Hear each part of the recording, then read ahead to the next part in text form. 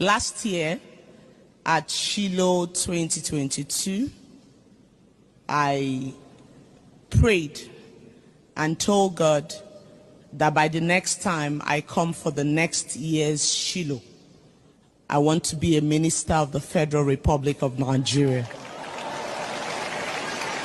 On the last day of Shiloh, just as I was working out, I saw Papa, Bishop David Oyedepo, and I went to greet him and meet him as usual.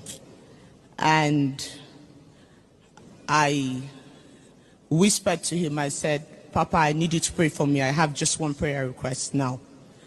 And he said, what is it? I said, I want to come back to Shiloh 2023 as a minister of the Federal Republic of Nigeria. He put his hand on my head and he said, it is done. I stood up and I left.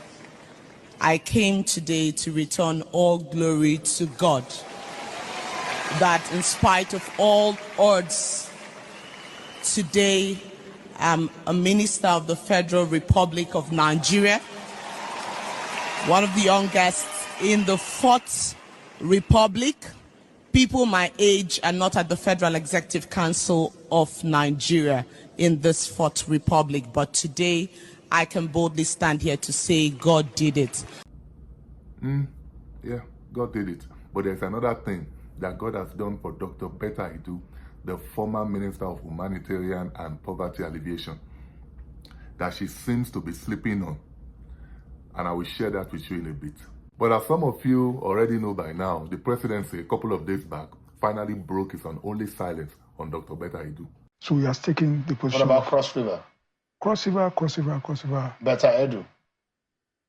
I think there's another person from Cross River in the cabinet. So there were no inclination as to issues of Betta Edu and Betta is conclusion. gone. Betta is gone. But what, I mean, he was suspended, but the president has never. You know, legally speaking, there are those who think that Betta Edu should even be paid because he was only suspended, but never announced to have been relieved of her duty. She was suspended in January, don't forget, and this is October. But the president has not removed him from his cabinet. No, he she's still gone. stands as a suspended member of cabinet. No, she's gone. She's gone.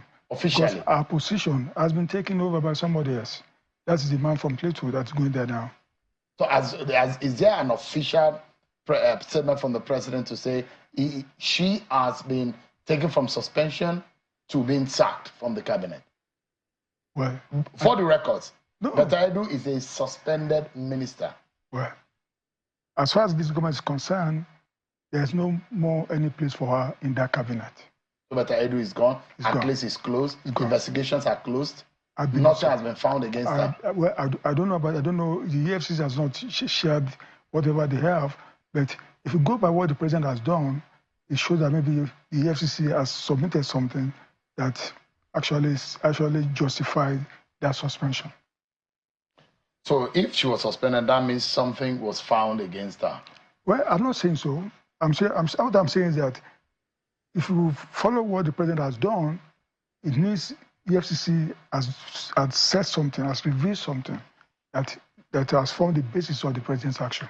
Now, did you hear that last part where he said the EFCC revealed something to the president, and that something has now formed the basis for the action the president has now taken?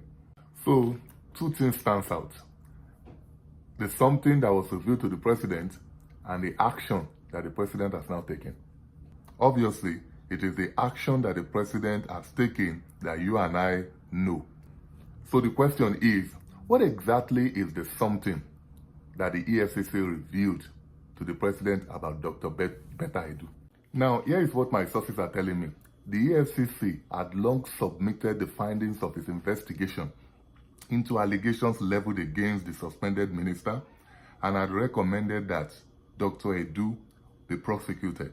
But once the agency saw the reluctance of the presidency to prosecute the former minister, they tactically withdrew and kept on saying things like this. And we saw that demonstrated when the minister, the now suspended Minister of Humanitarian Affairs, was asked to leave the scene so that investigation will be carried out into the activities of that ministry. And since that time, we know she reported at the EFCC office, but so far we have not had much on that case. Yeah, the reason why you have not heard anything lately is because that investigation is still ongoing. And when it's due for prosecution, if we have the evidence to proceed to prosecution, I'm sure the media will be fully informed. So I guess the question to ask now is, when will the EFCC quit the game that it has been playing for almost a year now and come out clean with Nigerians? Even if it is to say the usual things that they often say, like this.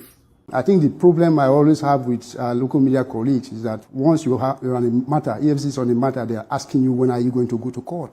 But if you rush to court and the matter fails, they will also come back to you and say you rush a matter to court when you know you have not finished your investigation. So I will simply ask the media to be patient with the EFCC. We are doing our work. When we believe that we have sufficient material to go to court, we shall proceed to court. But talking seriously now, this Dr. Betta Edu matter is the reason why some people don't believe for a second that there's any fight against corruption that is going on. And that those who are prosecuted and jailed are those without political and judicial godfathers.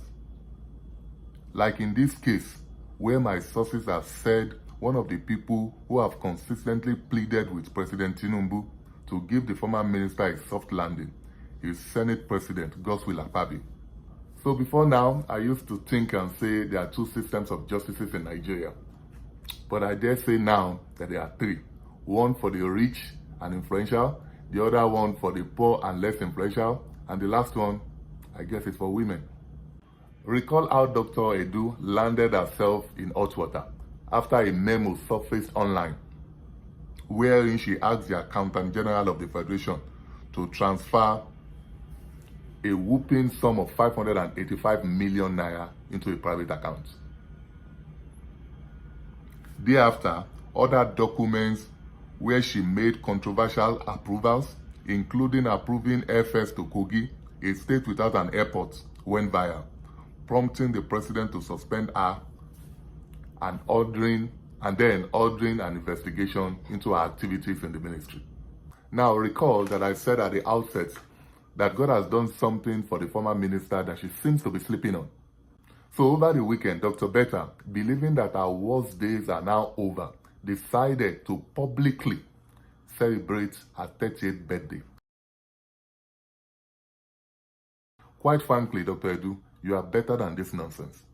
Trust me, it is statements and shameless public appearances like this that will eventually land you a prison time. I mean, just when President Tinubu and the EFCC are trying to quickly forget about you, while hoping that you will in turn get that memo and go into hiding, you are there celebrating useless birthday publicly and sending stupid encouraging messages to Nigeria. Like you are now an elder stateswoman. Look, I guarantee you that should you continue to shamelessly put yourself out there like you are currently doing, trust me, you are only one message away from a prison time. There's no doubt that you and your advisors have something up your sleeves, since you guys think we are stupid people.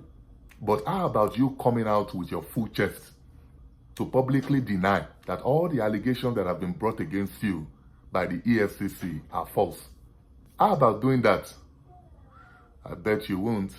But in the meantime, can you please respect yourself and go into hiding and act like someone who has sense?